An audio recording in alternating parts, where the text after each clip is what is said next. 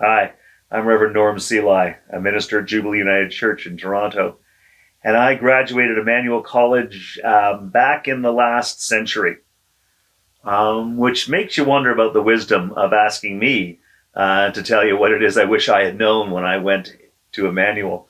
Because here's the thing, I didn't really want to know anything when I went to Emmanuel College because I had been called by God. And I was quite clear. God had called me. This was between me and God. God had called me to preach the word and cry the tears and change the world, move the masses. I mean, it was very clear what God and I were going to do together. And Emmanuel was just a thing I sort of had to do along the way.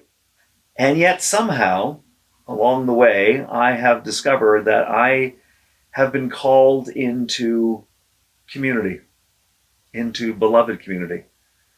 I have been called by God to serve and lead in equal measure, which means that I have to listen and I have to meet people where they are.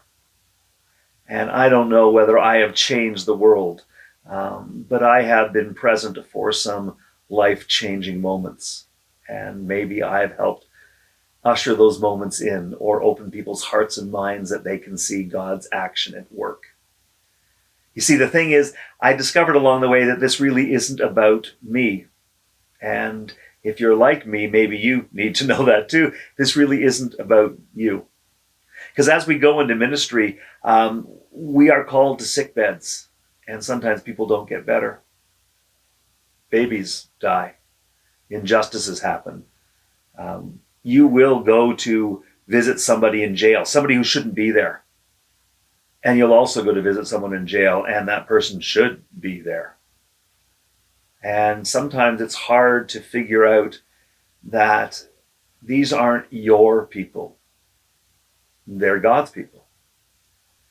I don't know if that was on the curriculum at Emmanuel College, but it is what I learned.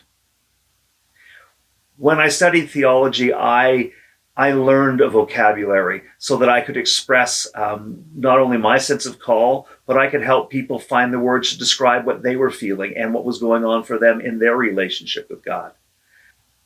I learned all this stuff about feelings and boundaries and systems and all of that stuff, which at the time just seemed to be, well, an impediment. I needed to get it done. And then I got into the world and discovered, as I met glorious, wonderful, broken, hurting, magnificent people, that all of these tools had a place.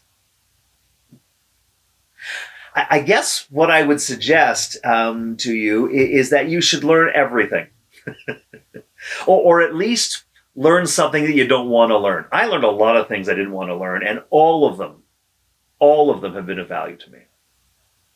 So I hope that you take the opportunity to learn some things that you didn't mean to learn or you didn't want to learn, because you will at least become aware of the incredible diversity of God's creation. Become aware of the many ways we express our relationship, the many ways that we grow in faith. You will discover that, and maybe you'll also find wonderful tools that you'll be able to use in ministry. Because trust me, you need a lot of different tools in ministry. I'd also recommend taking a technical course or two so that you can make videos and edit them and make it look almost seamless. And if you do find yourself in congregational ministry, like many of you will, I hope you take the time to recognize that on any Sunday, people line up to tell you what a great job you just did, even when you didn't. And that's pretty amazing. I don't know any other calling or job that offers that. It may be God's way of compensating for all of the craziness, all of the wonderful mess that we deal with in ministry. It hardly balances, but it is kind of nice.